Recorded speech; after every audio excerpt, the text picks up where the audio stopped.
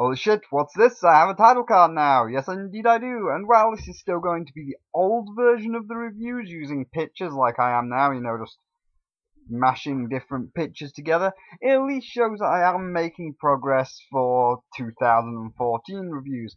But yes, here is the second to last review of 2014, and I know it's a bit late, but shut up. And here is the review of Zelda. Oh my, what's that on the horizon over there? Why, it's the SS Dislike coming to sail into port and spam this video with dislikes, because unlike everybody else, I refuse to get on my knees and suck off Link Between Worlds. I would rather do that to Button Mash instead. Get on your knees, bitch! I say this because from all the reviews I watched and read just to give myself some kind of perspective to what everybody else thought, they seem to have played a golden jewel-encrusted game that blew their minds so much that it was deserving nothing less than perfect 10s, or at the very least 8 and 9s out of 10s, when what I played was nothing more than a mediocre Link to the Past clone with exactly the same story and some annoying features that were shoved in there for little more than padding. But before we all slam down on that red thumbs down button so hard your mouse breaks, why not stow your seething Nintendo fanboy hate for a moment and I will explain why. The main point why I'm not going to give it a perfect 10 is because I just didn't think Link to the Past was that good. Yes, it was still a fun game and I enjoyed it for its time, but since then there have been far superior Zelda games come out, making Link to the Past not age well. And out of all the games that deserved a remake, why Link to the Past? And I say remake because it is exactly a remake and nothing else, and now I will show you why.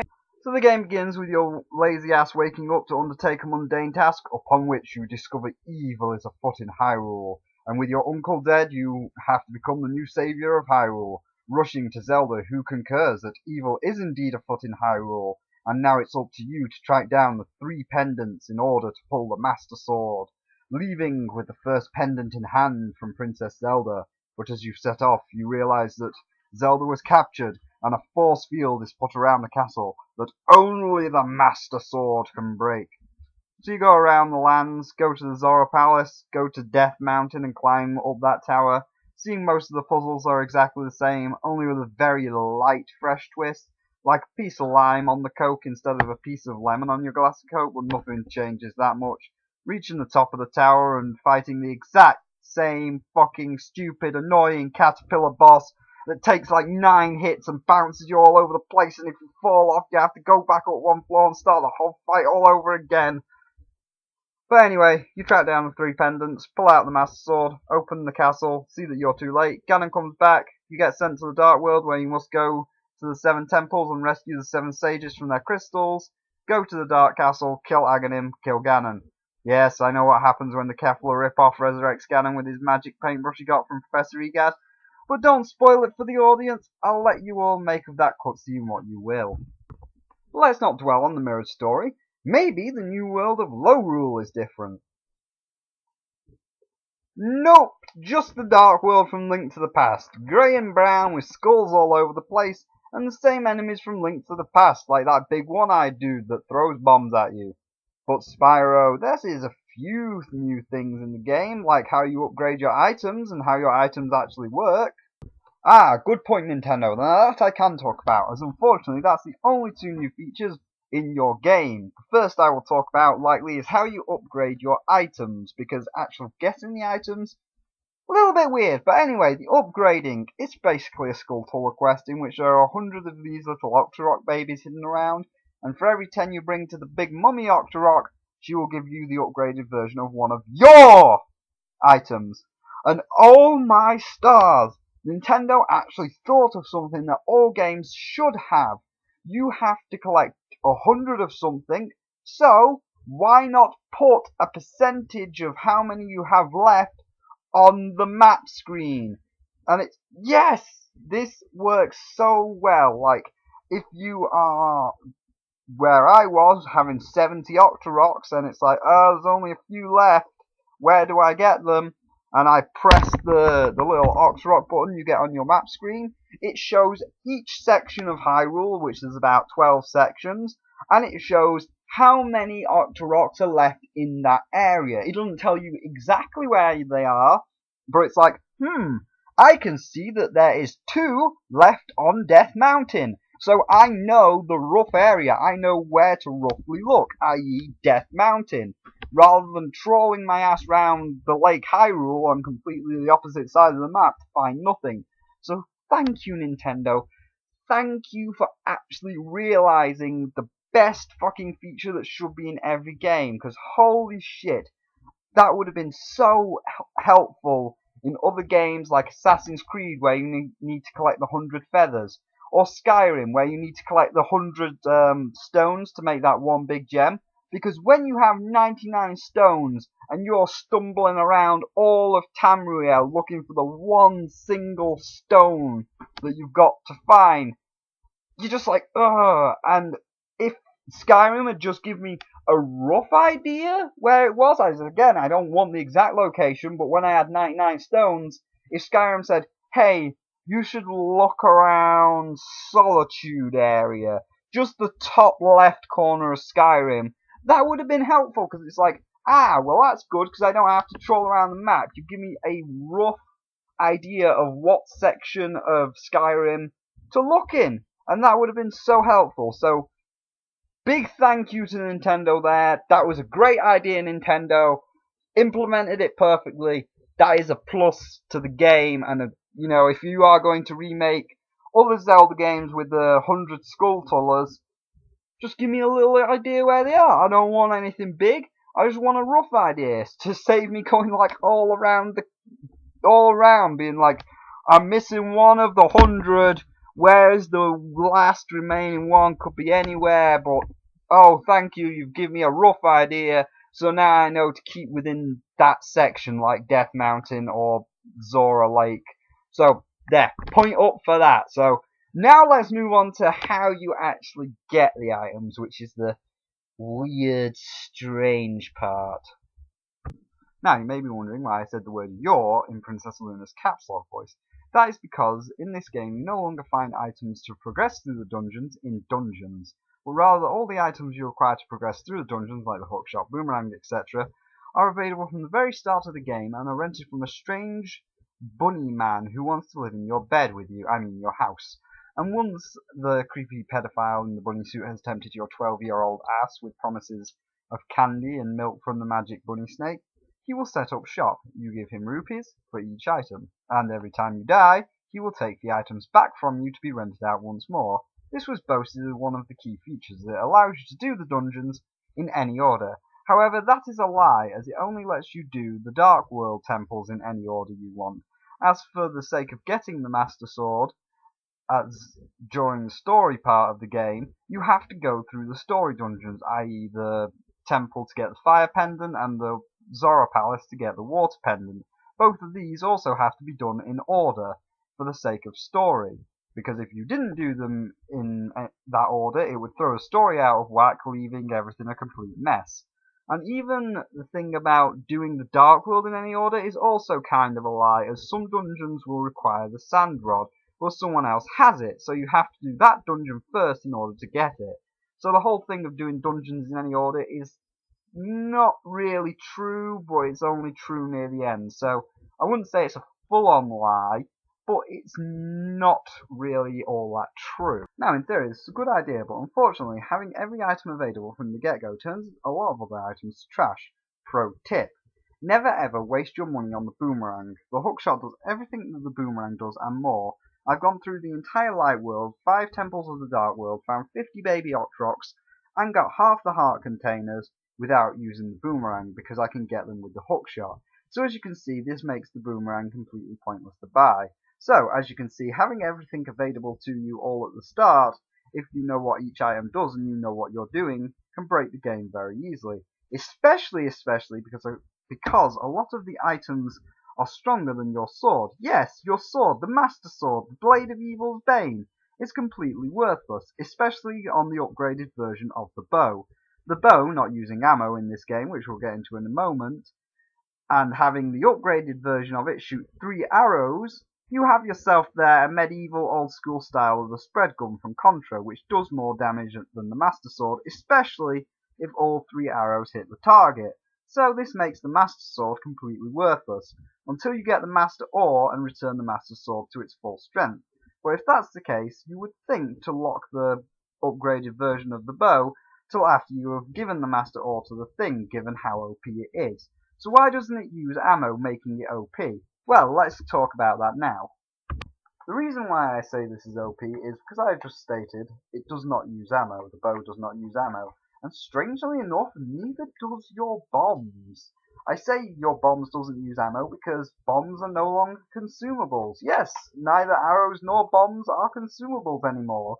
It seems Nintendo has gone for a streamlined approach and banished bombs and arrows to the consumable waste vapor basket. If they could only do that with lives in Mario, then we'd be good.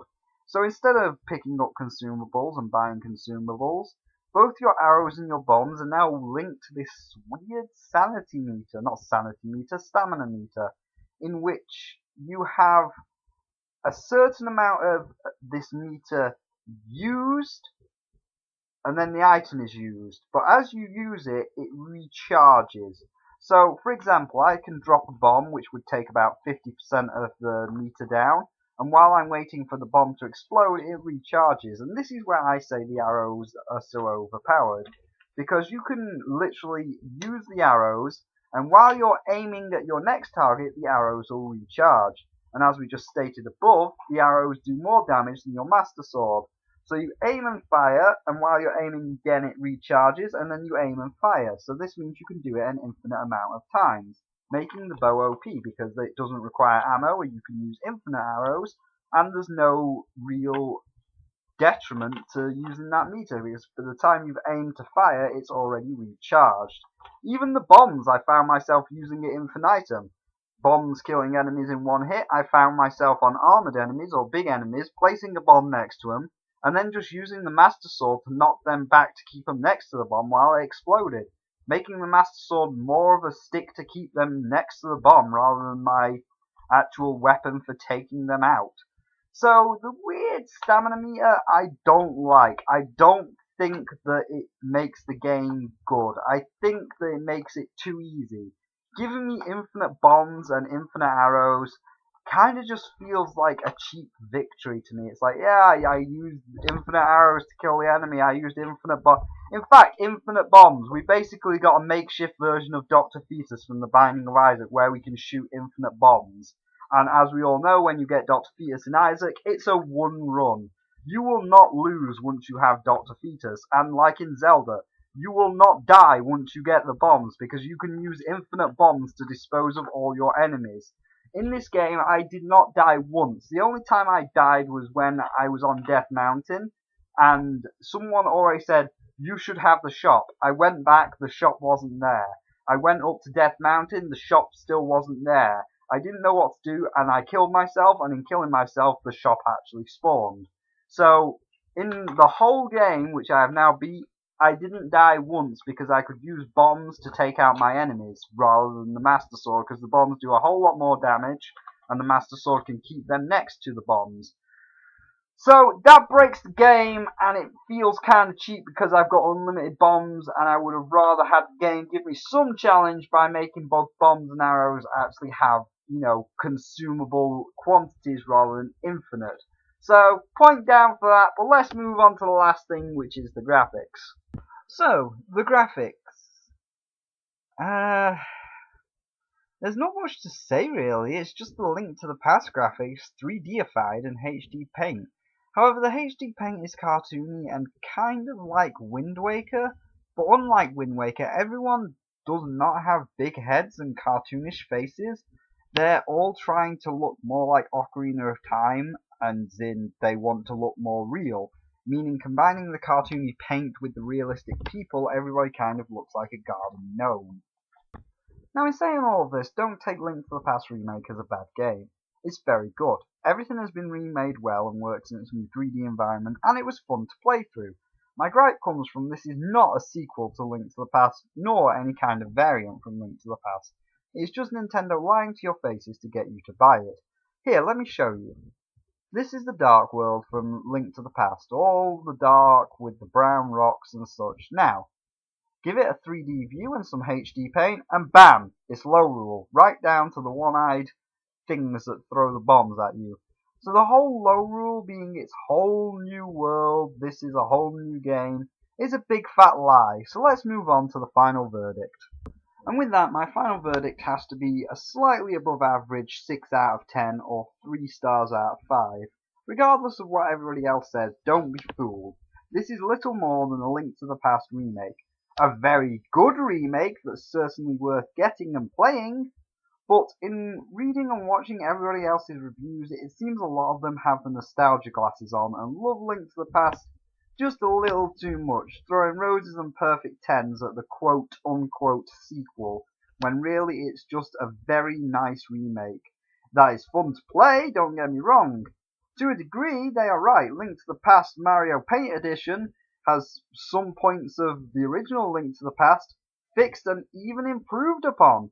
So yeah, Link to the Past has benefited from the aid of modern technology, and you should totally buy it. And for me, if I was ever playing it again, like given the choice, I would play Link to the Past HD version over and over and over, opposed to the SNES version, because the update has worked in its favour. So yeah, you should totally buy it, but just don't expect Lorule to be the exciting new world that Nintendo says it was, because it was a lie. And don't expect anything major and new. It's just a HD version of Link to the Past with a few added features. Now, while Link to the Past HD was welcomed, I'm glad that it happened because it was a great remake and improved upon a lot of things. It's time to stop dancing around the situation. Shigeru Miyamoto, in an interview, when asked the question, he just smiled and said, "Did you not get the message?" Well, yes. Yes, I did, Shigeru. I found the secret book and saw the 3 days to go, 72 hours remain thing. That did not answer the question. That was just a reference. Regin was also apparently asked and said, "Does this answer your question?" showing the DS version and the Wii U version. No, Regin, it does not. Yes, both of them look very awesome, both of them being the colour of my scales. I would totally buy both of them. But these just look like concepts and almost look fake. But Regin tried to solidify his efforts by showing these two pictures. Here's Clock Town in HD and Majora's Mask. But again, Regin, are these fake as just some sort of cover-up to tease fans? Lest we forget that trailer you showed off at E3, which was a cruel idea of a joke. So, your HD Clock Town, is it real? Or is it just a picture to keep the fans at bay while you finish your Hyrule Wars bullshit? And yes, it has a Majora's Mask-like thing in it, but I want a proper Majora's Mask. I want to see a remake, not Crusader Kings of Hyrule 2 Realm of Majora's Mask real-time strategy.